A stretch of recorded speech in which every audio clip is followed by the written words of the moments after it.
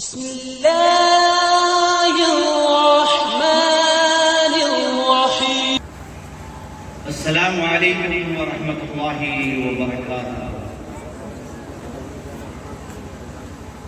ان الحمد للہ والصلاة والسلام على خیر خلقہ محمد وعلى آلہ وأہل بیتہ وأصحابہ ومن تبعهم بإحسان إلى يوم الدين. أما بعد، أعوذ بالله من الشيطان الرجيم. بسم الله الرحمن الرحيم. يا أيها الذين آمنوا اتقوا الله حق تقاته ولا تموتن إلا وأنتم مسلمون. قابل احترام علماء کرام، ذی وقار احباب جماعت، کوسی کے رہنے والے غیور نوجوانوں اور پردہ نشین اسلامی بہنوں اور عزیز بچوں، سب سے پہلے میں اللہ تعالیٰ کا شکر بجا لاتا ہوں کہ اللہ تعالیٰ نے آج ہم اور آپ کو اتحاد امت کے موضوع پر یہاں جمع فرمایا. اللہ تعالیٰ ہم سب کے اتحاد کو حقیقی بنا دے اور ہم سب کے دلوں کو جوڑ دے، تاکہ ہم اللہ تعالیٰ کی بندگی کا صحیح حق ادا کرتے ہوئے اللہ کے بندوں تک اللہ کے پیغام کو پہنچا سکیں. یہی ہماری زندگی کا مقصد ہے. محترم حضرات و خواتین، آپ نے میرا ٹاپک سنا ہے ابھی،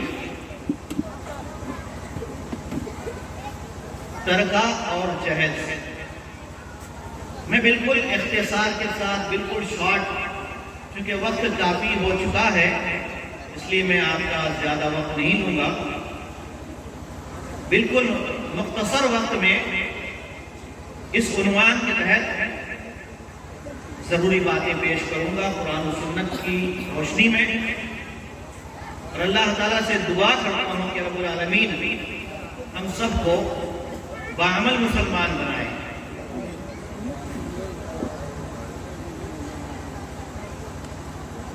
ترکہ کسے کہتے ہیں اور جہیز کسے کہتے ہیں، پہلے میں واضح کرتا ہوں. ترکہ کہتے ہیں میت کے چھوڑے ہوئے مال، دولت، جائیداد، پراپرٹی، کھیتی باڑی،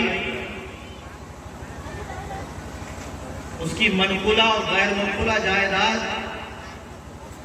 موویبل اور اموویبل پراپرٹیز، ان تمام چیزوں کو اس کے ورثاء میں، یعنی اس کے آل اولاد میں، اس کے بیوی بچوں میں، اور جتنے وارثین ہوتے ہیں ان میں وہ مال جب تقسیم ہوتا ہے اس کے انتقال کے بعد، تو اسے کیا کہتے ہیں؟ ترکہ کہتے ہیں.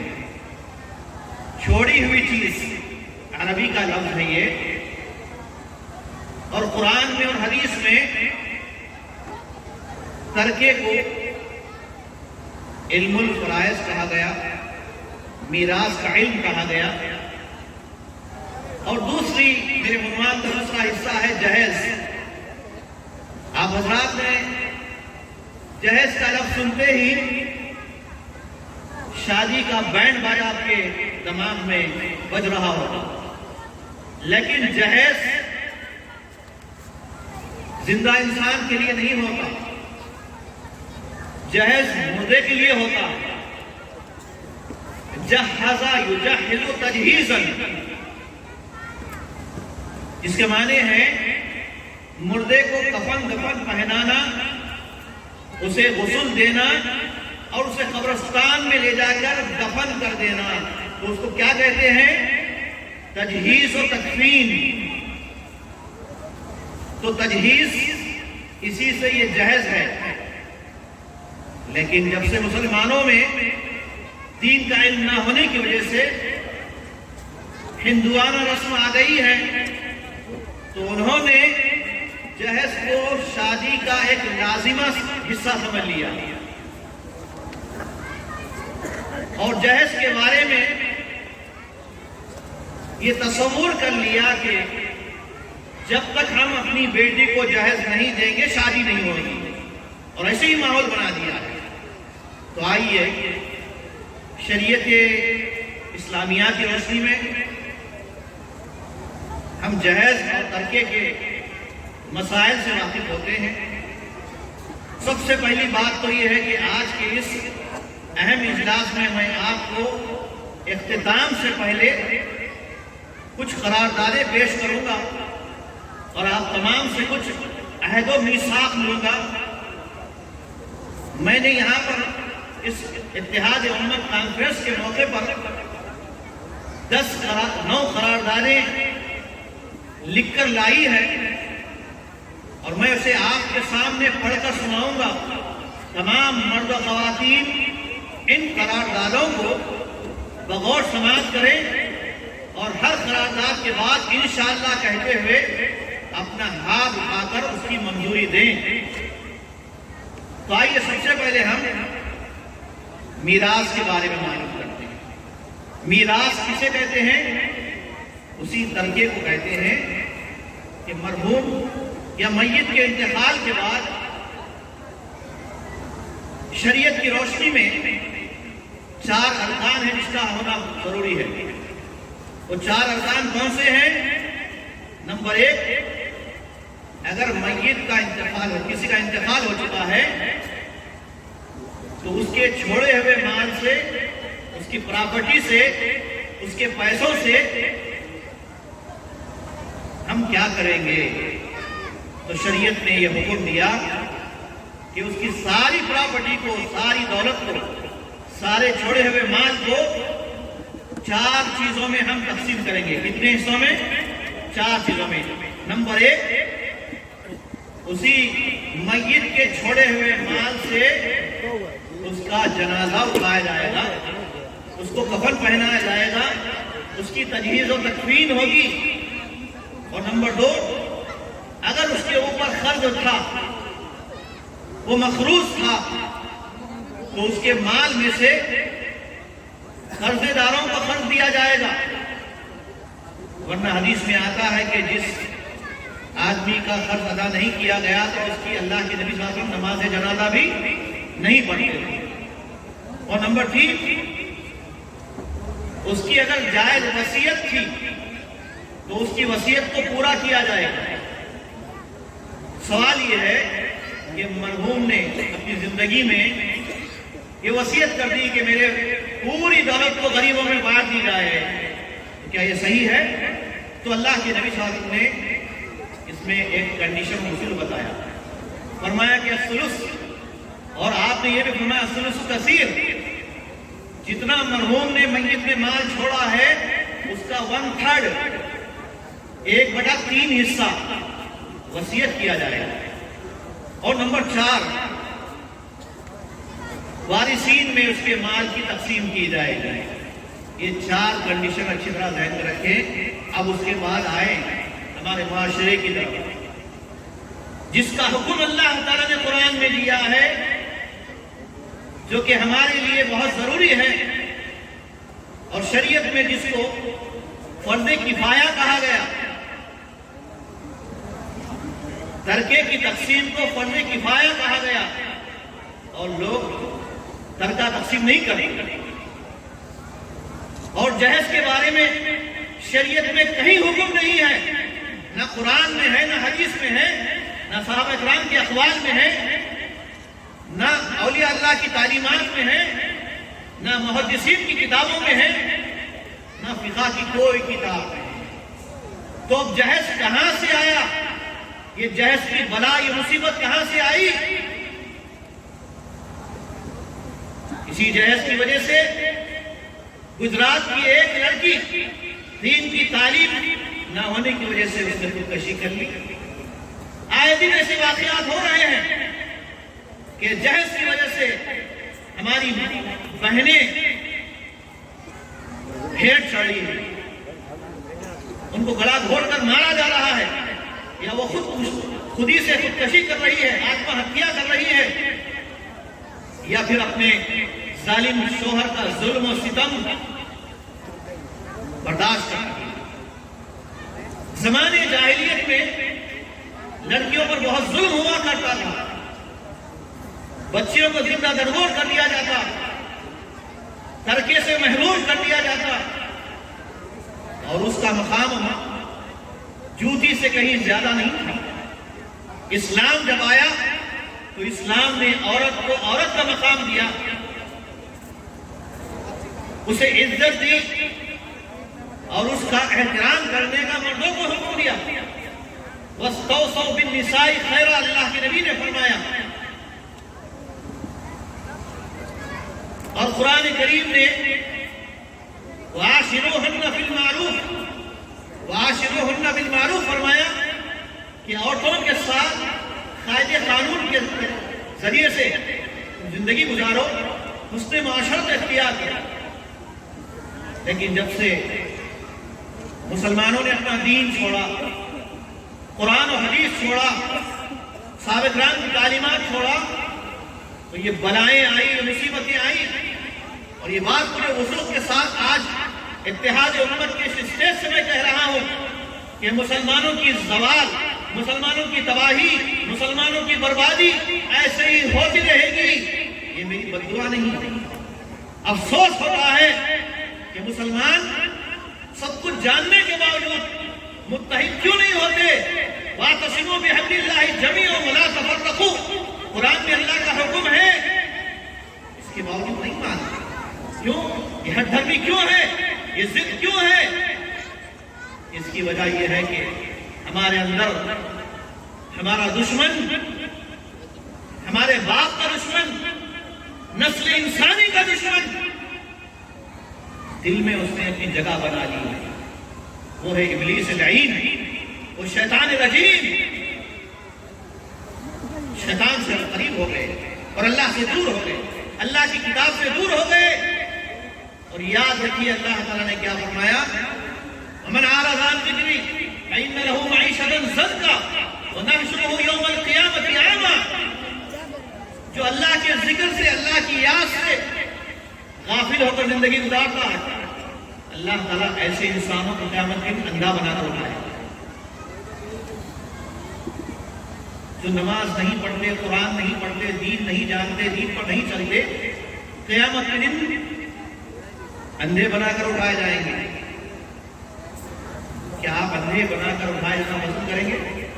میرے بزرگوں، دوستوں، نوجوانوں، میں آپ سے سوال کر رہا ہوں، آپ کا دل و دماغ کدھر گھوم رہا ہے، کدھر چکر لگا رہا ہے، کدھر کام کر رہا ہے، میں تو نہیں جانتا، اللہ بہتر جانتا ہے، لیکن میں آپ سے کچھ پوچھ رہا ہوں۔ باتیں کچھ ذہن میں آئی کہ ہوا میں چلی گئی۔ اتنے علماء کرام نے قرآن و حدیث کی دلائل سے اتحاد امت پر، ایمان پر، اسلام پر، زوجین کے حقوق پر بے شمار باتیں پیش کی۔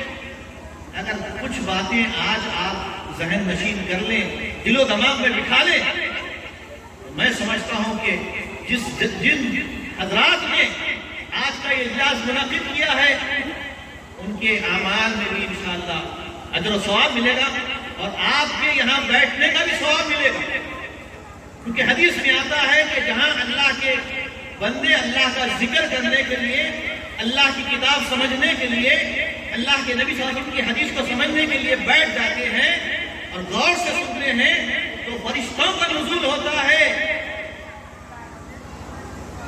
کتنی بابرکت ہے آپ کہ کوسی کے مقام کے رہنے والے ہم سب کے لیے دعا کرتے ہیں۔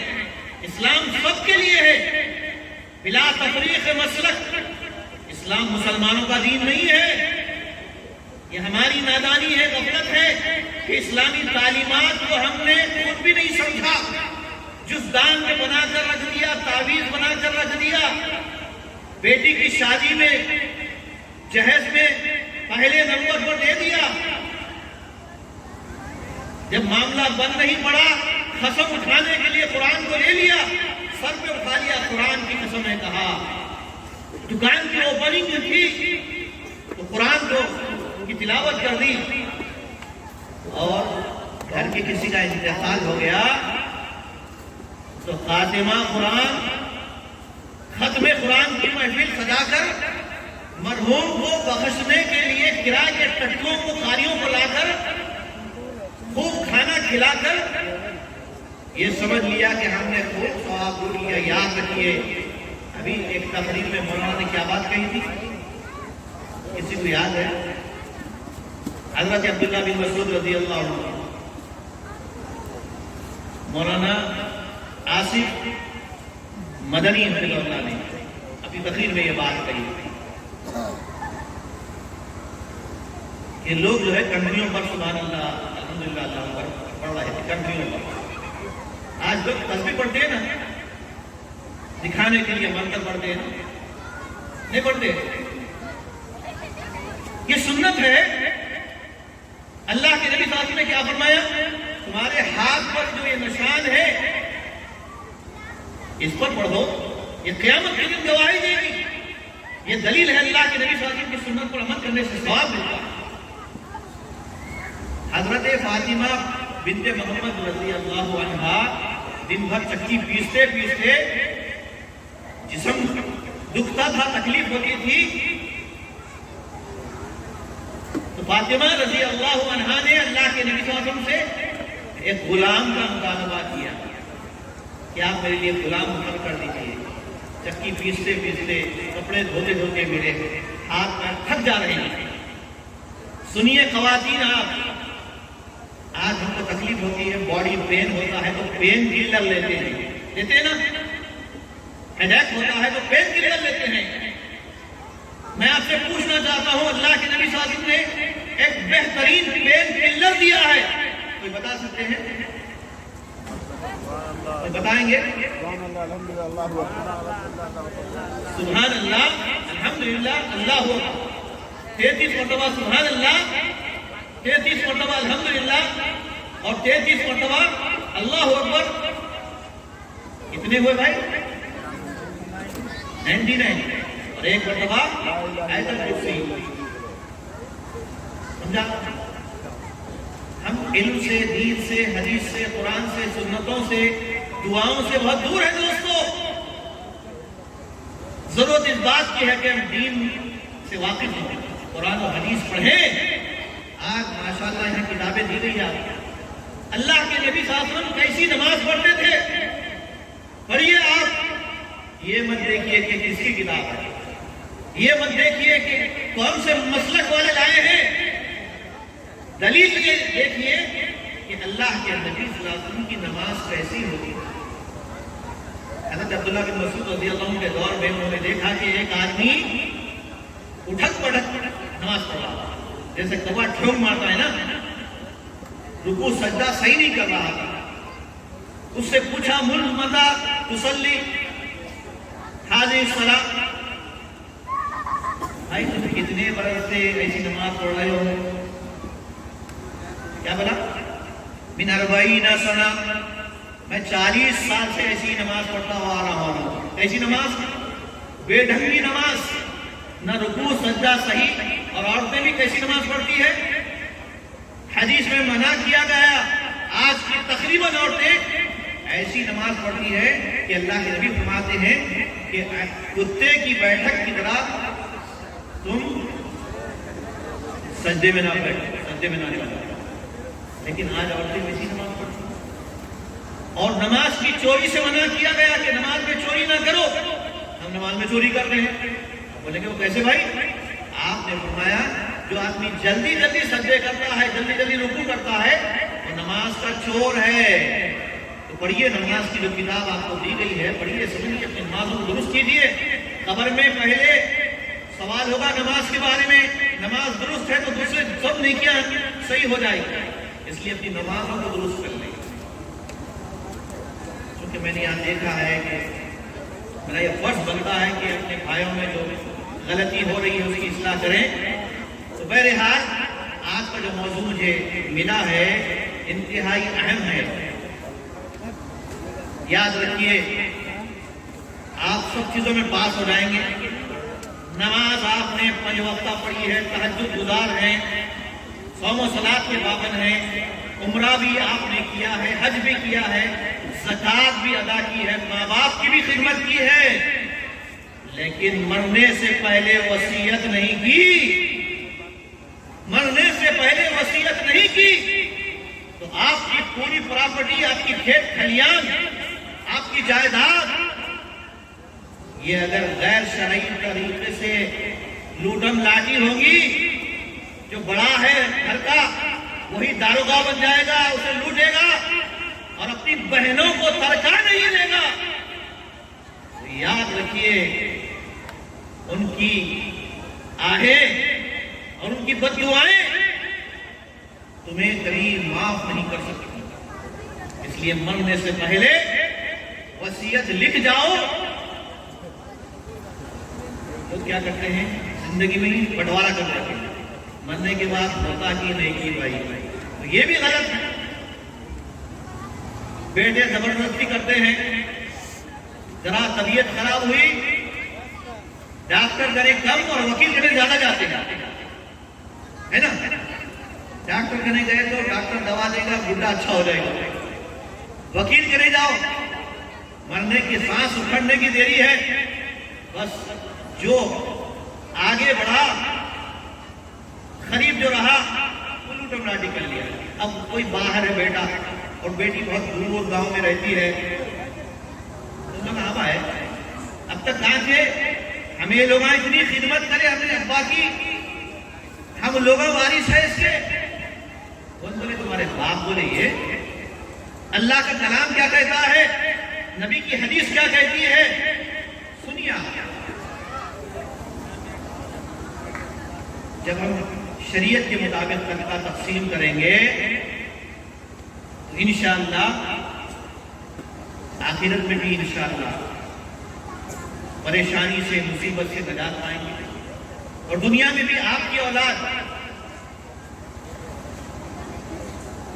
قرآن و حدیث کے مطابق جو تقسیم ہوگی اس پر راضی رہے گا۔ تو 4 باتیں جو میں نے بتائی ہے، میت کا مال پہلے تدفین میں جائے گا، پھر اس کے بعد اس کے اوپر دیون قرض کر رہا ہے، قرض ادا کر دیا جائے گا۔ صلاۃ جنازہ پڑھنے سے پہلے اعلان کر دیا جائے کہ اس کا کسی پر قرض باقی ہے، اولاد ہے اور اس کا چھوڑا ہوا مال ہے، اسے قرض ادا کر دیا جائے۔ تو تیسرے نمبر پر اس کی جائز کوئی وصیت ہے، اگر ناجائز وصیت کر کے مرا ہے بڑا، پوری نہیں کی جائے گی۔ جائز وصیت شریعت کے مطابق، حرام وصیت کر جا رہا ہے تو پوری نہیں کی جائے گی۔ اور چوتھے نمبر پر ترکہ تقسیم ہوگا، تو یہ ادا کریں گے نا انشاءاللہ۔ اب دوسری چیز ہے جہیز۔ بھائی جہیز کس کس کو ہونا ہے؟ آپ کو جہیز چاہیے؟ نہیں چاہیے؟ مجھے تو چاہیے بھائی۔ تو مطلب ابھی تک میری بات کو نہیں سمجھا، مرنے کے بعد کفن نہیں پہنیں گے آپ؟ تجہیز اور تکفین کو جہیز کہتے ہیں، تو مرنے والے کے لیے ہے جہیز، تو آپ نہیں مریں گے کیا؟ مریں گے نا انشاءاللہ۔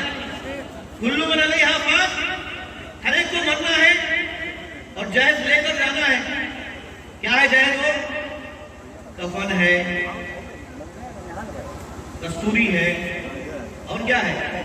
اتر خوشبو ہے، بیری کے پتے ہیں، اسے نہلایا جاتا ہے، اور 4 بائی ہے اس کو لے جایا جاتا ہے، وہ بھی کھینچ کر لا لیتے ہیں، آپ کو دفن کر لیتے ہیں۔ کیا کیا چیز جاتی ہے قبرستان پر؟ کوئی بتائیں گے؟ 3 چیزیں جاتی ہے قبرستان پر۔ 3 چیزیں مرحوم میت کے ساتھ، ڈولے کے ساتھ 3 چیزیں جاتی ہے۔ ڈولا قبرستان میں لے جایا جاتا ہے تو 3 چیزیں اس کے ساتھ جاتی ہیں۔ نمبر 1 رشتہ دار، دوست، اقارب، سب لوگ قبرستان میں جاتے ہیں اس کو دفن کرنے کے لیے۔ نمبر 2 اس کا مال۔ نمبر 3 اس کے اعمال۔ مال جو ہے آ جاتا ہے، اس کا بٹوارا ہو جاتا ہے، ترکے میں تقسیم ہو جاتا ہے، اور رشتہ دار بھی آ جاتے ہیں، واپس ہو جاتے ہیں۔ اب میت کے ساتھ کیا رہتا ہے؟ میت کا کیا ہے؟ ارے بھائی بتائیے نا، سیل فون ہے، لے کر جائیں گے، 1 لاکھ کا ہے، گھڑی ہے 15,000 کی لے کر جائیں گے قبرستان. زیورات ہے پورے 5 تولے 10 تولے کے. بڑی بھاری گاڑی ہے. اب بلڈنگ ہے 5 کروڑ کی. سب لے کر جائیں گے قبرستان. کہاں لے کر جائیں گے؟ قبرستان میں خبر کے اندر اس کا صرف عمل جائے گا. اچھا عمل یا برا عمل؟ تو آج طے کر لیں ہم اچھا عمل لے کر جائیں گے یا برا عمل لے کر جائیں گے؟ اچھا عمل لے کر جائیں گے انشاءاللہ. نیت کریے کیا ہم نیت کریے کہ اللہ تعالیٰ مجھے اچھے عمل کی توفیق دے. تو اللہ تعالیٰ ثواب لکھے گا آپ کو. سوچیں گے بعد میں ابھی تو میں جوان ہوں, ابھی داڑھی کہیں کو چھوڑوں میں, ابھی نماز کہیں کو پڑھوں میں, بڈھا ہو جاؤں گا تو جب پڑھوں گا نماز, جب داڑھی چھوڑوں گا, جب اچھے کام کروں گا. اب سب چلتا ہے, گٹکا بھی چلتا ہے, شراب بھی چلتا ہے, لوٹ پوٹ بھی چلتا ہے. دال عبداللہ گڑ کھیلے میں کب تک الو بناتے رہیں گے؟ یاد رکھیے اللہ کے پاس پہنچنا ہے ہم کو. ہر آدمی کو تنے تنہا جانا ہے وہاں, تو اس کی تیاری کیجیے. اور لڑکی والوں پر ظلم نہ کیجیے. جہیز ڈوری مانگ کر, ڈوری مانگنا, جہیز لینا حلال نہیں ہے. حلال ہے, جائز نہیں ہے. اگر حرام بھی نہیں ہے تو یہ ظلم ہے, ظلم ہے, ظلم ہے. لڑکی والوں پر ظلم ہے, یہ ہے کہ نہیں بتائیے؟ ایک تو آپ نوشا بن گئے, 2 لاکھ 5 لاکھ 10 لاکھ گھوڑا گاڑی گدھا سب لے لیا لڑکی والوں بن گئے. بڑے نوشا بنے, سورج چھپا لیے, صحرا پہن کر آپ سورج چھپا لیے. کیوں؟ بڑی شرمندگی ہوئی, جو جوڑے کا مان لیا ہوں بول کر, اس لیے چھپا لیا نوشا. جتنے نوشا آپ دیکھیں گے جو سورج کو چھپا لیتے ہیں نا صحرا پہن کر, وہ کیوں چھپاتے ہیں؟ ذرا جھانک کر دیکھتے ہیں کون آئے چھپا لیا. ہوتا نا ایسا؟ کیوں چھپاتے بتائیے؟ بوڑھے حضرات بیٹھے ہوئے بتائیے مجھے. ایک وجہ ہے, وہ اگر جورو کا مال نہیں لیے ہوتے تو بڑی آن بان سے آتے. جورو کا مال لیے ہیں, جوڑے کا مال نہیں ہے. وہ جوڑے کی رقم نہیں, جورو کی رقم. یہ مرد نہیں ہے, نامرد ہے. یہ مرد کون ہوتا ہے؟ سنیے قرآن کیا کہتا ہے. الرجال قوامون علی النساء, مرد قوام ہوتا ہے, وہ دے کر شادی کرتا ہے. لے کر شادی کرنے والا فٹ مرد نہیں ہو. آدھا آدمی آدھی عورت, اس کو کیا بولیں گے آپ کی اصطلاح میں؟ میں ترجمہ نہیں کروں گا. تو جتنے ایسے شادیاں ہو رہی ہیں یہ ہاف مرد ہے. حقیقت میں ہنسنے کی بات نہیں ہے بھائی. اللہ ہدایت دے ہمارے بڑے حضرات کو, اور اس سے زیادہ میں دعا کروں گا ہماری بوڑھی نانی ماؤں کو, بہنوں کو, خواتین کو. کیونکہ مرد نٹکھٹو بنتا ہے اسی خاتون سے. باہر بہادری دکھاتا ہے, گھر میں گھر چپ رہو جی, تم کو کیا معلوم, ہاں وہ بڑھتا تھا بھیگی بلی بن گیا. اب شادی کے موقع پر جتنے رسم و رواج ہوتے ہیں, جتنے جو ہے خرافات ہوتے ہیں, یہ خواتین سے ہوتی ہیں. اس لیے پہلے نمبر پر عورتوں کو تعلیم دینا.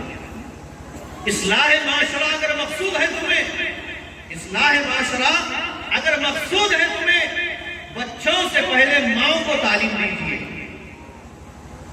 بچے ماشاءاللہ دیکھیے بیٹھے تھے, بڑا دل خوش ہو رہا. یہ بچے کہاں سے سیکھتے ہیں؟ ماؤں سے سیکھتے ہیں. اور ماں کہاں سے آتی ہے؟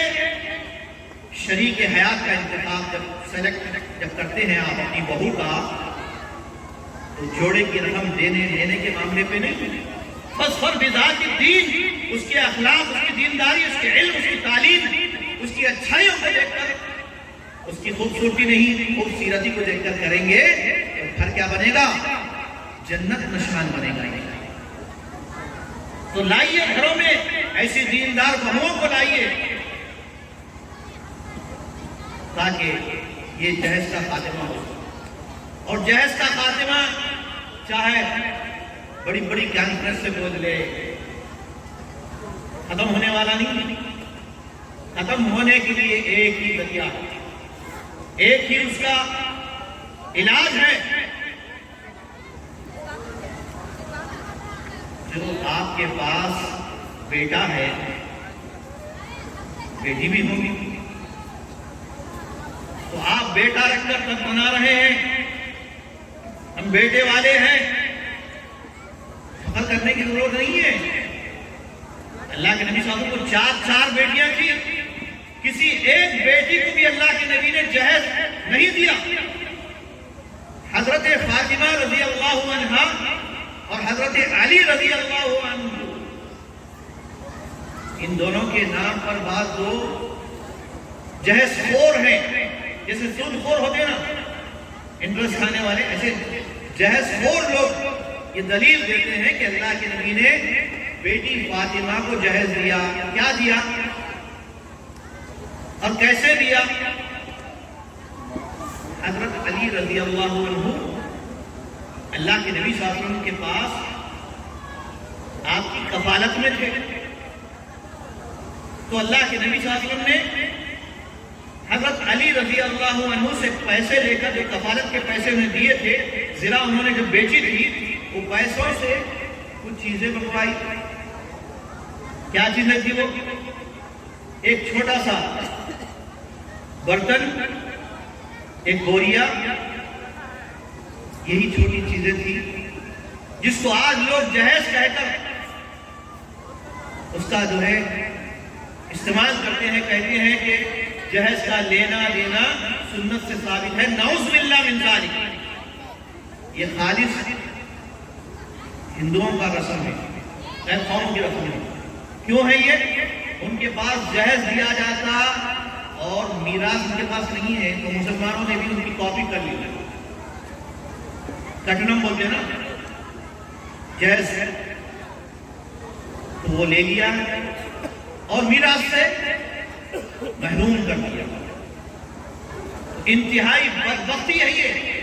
تو جہیز خور نکمے انسان ہیں، نامرد لوگ ہیں، شریف انسان نہیں ہے، مکمل مرد نہیں ہے، اچھے شوہر نہیں بن سکتے ہو. اچھے شوہر کیسے بنیں گے؟ اللہ کے نبی فرماتے خیرکم خیرکم لأہلی وانا خیر لأہلی، جس کے اخلاق سب سے اچھے ہیں وہ اچھا شوہر ہے. لڑکیوں پر ظلم کرنے والے، ستانے والے، چاہے شوہر ہو یا اس کی اماں ہو، ساس ہو یا ننند ہو، سن لو تم بھی عورت ہو، اور آج کے دور میں عورت تو عورت کی دوست ہوتی ہے نا، نہیں دشمن ہوتی ہے. کیا ہوتی ہے؟ بچے لوگ اتفاق کر لیں گے، اتفاق کی بات چل رہی ہے نا، وہ بعد میں دیکھیں گے.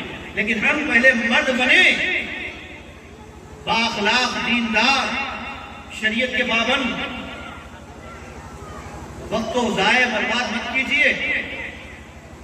اس لیے جو علماء کرام یہاں تشریف لائے ہیں، ماشاءاللہ بہترین بیانات ہوئے ہیں، اس پر آپ غور کیجیے اور محاسبہ کیجیے اپنے گھروں کا.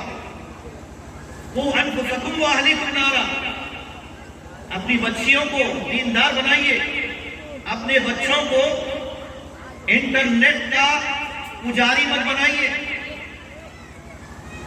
سوشل میڈیا کا غلام مت بنائیے. افسوس کی بات ہے کہ آج کا نوجوان کس کو فالو کر رہا ہے؟ آج کے نوجوان کا امام کون ہے؟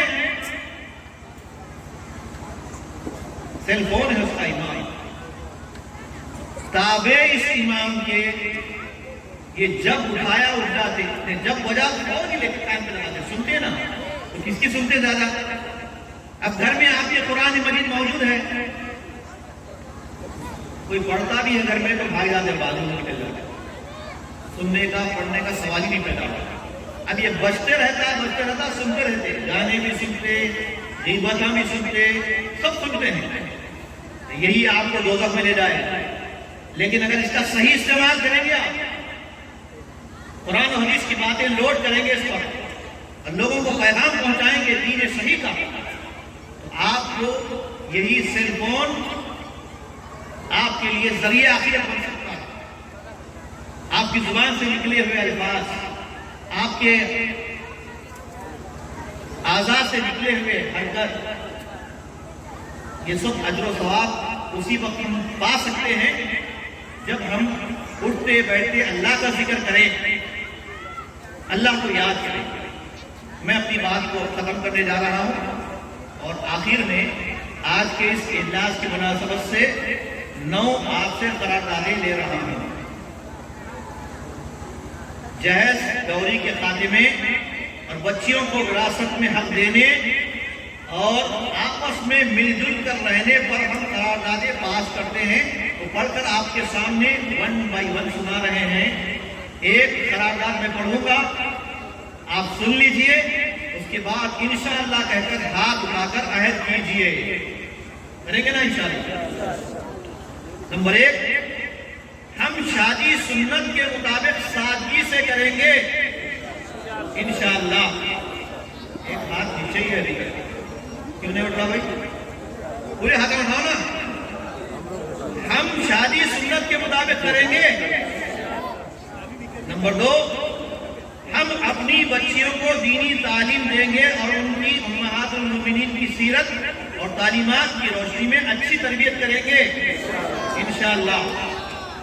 نمبر 3، ہم لڑکی والوں سے جہیز جوڑے گھوڑے اور پیسوں کا ڈیمانڈ نہیں کریں گے انشاءاللہ۔ صحیح بول رہے ہیں، جھوٹ بول رہے ہیں؟ دل سے بول رہے نا؟ دل سے بول رہے نا؟ اللہ قبول کرے، اللہ رحم کرے آپ سے۔ نمبر 4، ہم نکاح سنت رسول کے مطابق نقد رقم دے کر کریں گے انشاءاللہ، لے کر نہیں کریں گے، اور مہر کی رقم ادھار نہیں رکھیں گے۔ 5 بچے پیدا ہو گئے، ابھی تک ادھار شادی چل رہی ہے۔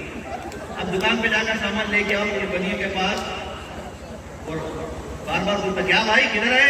2 مہینے ہو گئے ابھی تک پیسے نہیں آئے، لڑ لیتے آپ، یہ تو راستہ بدل لیتے۔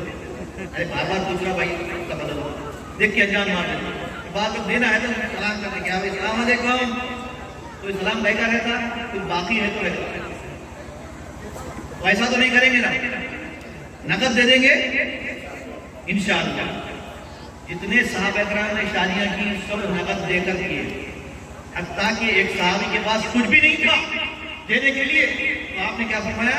التمس ولو خاتم من حدید، کچھ بھی نہیں تیرے پاس، جا کوئی لوہے کی انگوٹھی لے کر آ، تلاش کر کے نہیں ملا۔ پھر آپ نے پوچھا کیا تیرے کو قرآن کی فلاں صورت یاد ہے؟ میں نے کہا کہ ہاں یاد ہے۔ تو آپ نے فرمایا جا میں تیرا نکاح ان آیات کے عوض میں کر دیا، یہی تیری طرف سے تیری بیوی کے لیے مہر ہو جائے۔ تو وہ بھی نقد ہو گیا نا، ادھار باقی نہیں رہا۔ کتنے ہوئے بھائی؟ 3 ہوئے، 4 ہوئے نا۔ نمبر 5، ہم اللہ اس کے رسول صلی اللہ علیہ وسلم کے احکامات کی پیروی کریں گے اور خلاف ورزی نہیں کریں گے انشاءاللہ۔ اللہ رسول کی بات مانیں گے نا، عملی طور پر مانیں گے انشاءاللہ۔ نمبر 6، ہم لڑکی والوں پر شادی کے دن کا کھانا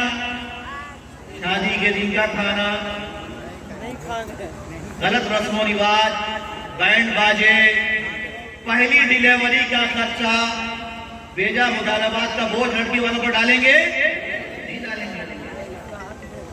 شادی تو کرا بابا، بچہ تو پیدا کرا، جو روپے کہیں کو بوجھ ڈالتا، پہلی ڈیلیوری کا خرچہ ہمیں لوگ نہیں اٹھاتے، تمہیں اٹھانا۔ کون بولے رے بھائی ایسا ہوتا نا؟ ہمارے حیدرآباد میں ایسے ہوتا ہے۔ کتنے ہوئے؟ 7 ہوئے نا، 6۔